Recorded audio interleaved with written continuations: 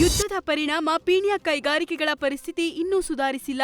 ಎಕ್ಸ್ಪೋರ್ಟ್ನಲ್ಲೂ ಇಳಿಕೆ ಕಂಡಿದೆ. ಜೊತೆಗೆ ಕಾರ್ಮಿಕರಲ್ಲೂ ಆತಂಕ ಶುರುವಾಗಿದೆ. ಏಷ್ಯಾದಲ್ಲೇ ಅತಿದೊಡ್ಡ ಕೈಗಾರಿಕಾ ಉದ್ಯಮಿ ಆಗಿದ್ರೂ ಸಹಿತ ವಾಣಿಜ್ಯ ಸಿಲಿಂಡರ್ ದರ 4 ಪಟ್ಟು ಜಾಸ್ತಿ ಆಗಿದ್ದರಿಂದ ಉದ್ಯಮ ಸಂಕಷ್ಟದಲ್ಲಿ ಸಿಲುಕಿದೆ. ಒಟ್ಟು 12 ಲಕ್ಷಕ್ಕೂ ಹೆಚ್ಚು ಕಾರ್ಮಿಕರು ಕೆಲಸ ಮಾಡೋ ಪ್ರದೇಶದಲ್ಲಿ ಸಿಲಿಂಡರ್ ಸಿಗದೆ ಜನರು ಪರದಾಡುತ್ತಿದ್ದಾರೆ.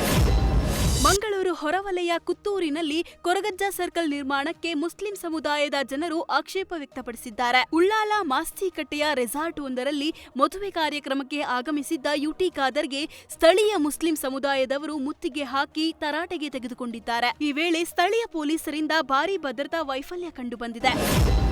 ಶಾಸಕ ಅರವಿಂದ ಬೆಲ್ಲಾದ್ ಹೆಸರಲ್ಲಿ ಗ್ಯಾಂಗ್ನಿಂದ ಲೂಟಿ ಪ್ರಕರಣಕ್ಕೆ ಸಂಬಂಧಪಟ್ಟಂತೆ ಸೂಕ್ತ ತನಿಖೆಗೆ ಒತ್ತಾಯಿಸಿ ಶಾಸಕ ಬೆಲ್ಲಾದ್ ಗೃಹ ಸಚಿವರಿಗೆ ಪತ್ರ ಬರೆದಿದ್ದಾರೆ.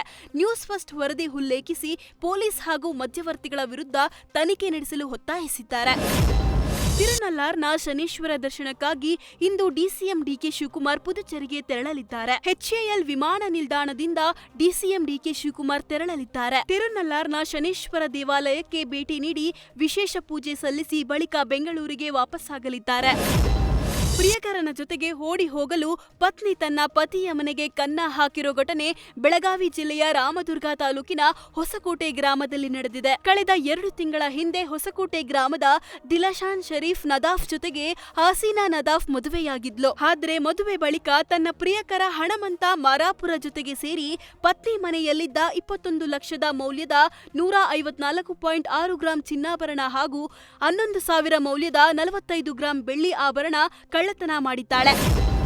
ಇತ್ತೀಚೆಗೆ ನಡೆದ ಖ್ವಾಜಾ ಬಂದೆ ನವಾಜ್ ದರ್ಗಾದ ಜಾತ್ರೆಯಲ್ಲಿ ಮೊಬೈಲ್ ಕಳ್ಳತನ ಮಾಡ್ತಿದ್ದ 3 ಖದೀಮರನ್ನ ಕಲಬುರಗಿಯ ರೋಜಾ ಠಾಣೆಯಲ್ಲಿ ಪೊಲೀಸರು ಬಂಧಿಸಿದ್ದಾರೆ. ದರ್ಗಾದ ಜಾತ್ರೆಗೆ ಬಂದಂತಹ ಭಕ್ತರ ಮೊಬೈಲ್ ಕಳ್ಳತನ ಮಾಡ್ತಿದ್ದ ಮಹಾರಾಷ್ಟ್ರದ ಮಲೆಂಗಾಂವ್ ಮೂಲದ ಶೇಖ್ ಶಾಹಿದ್, ಜಾವೀದ್ ಶೇಖ್, ಸುಲ್ತಾನ್ ಖಾನ್ ಸೇರಿದಂತೆ 3ರನ್ನ ಬಂಧಿಸಲಾಗಿದೆ.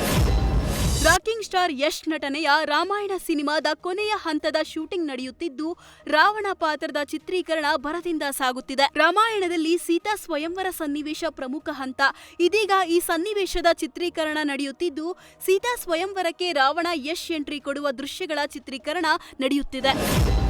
ಶಿವಣ್ಣ ನಟನೆಯ ಕೆವಿಎನ್ ಪ್ರೊಡಕ್ಷನ್ ನಿರ್ಮಾಣದ ಬೇಲ್ ಸಿನಿಮಾ ಚಿತ್ರೀಕರಣ ಧರ್ಮಶಾಲಾದಲ್ಲಿ ನಡೆಯುತ್ತಿದ್ದು, ಚಿತ್ರೀಕರಣದ ಬಿಡುವಿನ ಮಧ್ಯೆ ಚಿತ್ರತಂಡ ಟಿಬೇಟಿಯನ್ ಧರ್ಮಗುರು ದಲೈಲಾ ಮರನ್ನು ಭೇಟಿಯಾಗಿದೆ. ನಟರಾದ ಜಯರಾಮ್, ಸಾಯಿಕುಮಾರ್, ನಿರ್ದೇಶಕ ಪವನ್ ಒಡಿಯಾರ್ ಧರ್ಮಗುರುಗಳ ಭೇಟಿಯಾಗಿ ಆಶೀರ್ವಾದ ಪಡೆದಿದ್ದಾರೆ. Vinay Rajkumar back to back ಸಿನಿಮಾಗಳಲ್ಲಿ ಬ್ಯುಸಿಯಾಗಿದ್ದು, ರಾಮಾಯಣ, ಸಿಟಿ ಲೈಟ್ ಸಿನಿಮಾಗಳ ಬಿಡುಗಡೆಗೂ ಮುನ್ನವೇ ಮತ್ತೊಂದು ಇಂಟ್ರೆಸ್ಟಿಂಗ್ ಸಿನಿಮಾದಲ್ಲಿ ನಾಯಕನಾಗಿದ್ದಾರೆ. ಮರ್ಫಿ ಸಿನಿಮಾ ಖ್ಯಾತಿಯ ಬಿಎಸ್ ಪ್ರದೀಪ್ ವರ್ಮಾ ನಿರ್ದೇಶನದ ಮಾಚಿಸ್ ಸಿನಿಮಾ ಸೆಟ್ಟೇರಿದ್ದು, ಜುಲೈ ತಿಂಗಳಿಂದ ಚಿತ್ರೀಕರಣ ಶುರುವಾಗಲಿದೆ.